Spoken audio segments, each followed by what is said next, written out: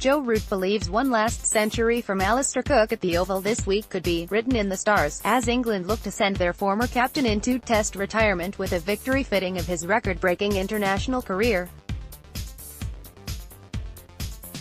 On a day when Cook offered a fresh take on the controversial sacking of Kevin Pietersen in 2014, insisting he wanted the star batsman stood down for a spell, rather than exiled permanently, Root issued a rallying cry to his players before the fifth test against India. The series may have been won in Southampton last week, but with Cook signing off before retirement, there is an extra incentive for a side who have not won a dead rubber test since August 2011 against the same opposition. Asked if the expected celebration of Cook's 12-year career, one that began on debut in Nagpur with the first of his 32 test centuries in the second innings, could prove a distraction, Root replied, "No, I don't think so. If anything, it acts as a great motivator for the group.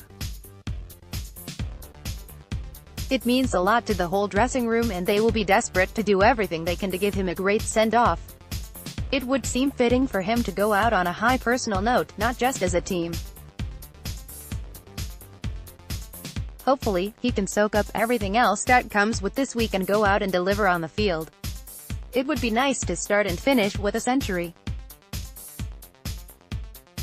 You never know, it might be written in the stars." Social media. Root wants no let-up from his men. "My full focus has been on making sure we win this game," he said.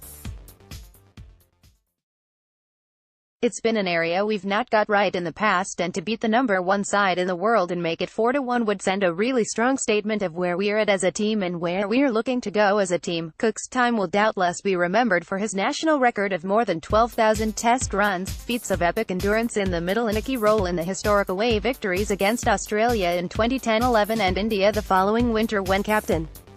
But there is also his role in the removal of Pietersen from the side following the 2013-14 whitewashed Ashes defeat.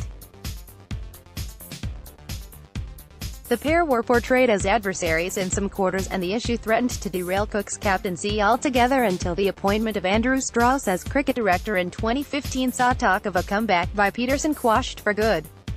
The Spin. Sign up and get our weekly cricket email. In an interview with Test Match Special, due to be broadcast during lunch on day 1 of the fifth test on Friday, Cook explained that while he was central to the original decision, his view was that the batsman should simply be left out for a spell. Paul Downton, then the managing director of the England and Wales Cricket Board, was in fact the one seeking permanent exclusion. Comparing the situation to when Graham Gooch ousted David Gower from the Test team in 1992, Cook said, "I don't know the details of that, but it is something Gooch is always associated with and I will always be associated with the KP1. I was involved in the decision at first, but the England captain doesn't have the final say on hiring and firing. I agreed with it, but I said, why don't we give him some time off? We can go away and maybe KP can come back later on." Paul Downton wanted clarity, a clean break, because people would always be asking when is he coming back. You had to back his decisions because that's what his job was. The fallout was pretty nasty and I don't think the ECB handled it well or appreciated how social media worked very well then. I bore a lot of the brunt of it. I suppose that's what being captain is." On his relationship with Pietersen now, Cook added, "I haven't spoken to him since that day, but time is a great healer. We spent a lot of time together and created some amazing memories.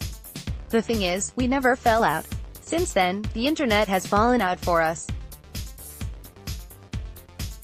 As two blokes, if you take cricket out of it, we have never fallen out. He will have a different opinion, I'm sure."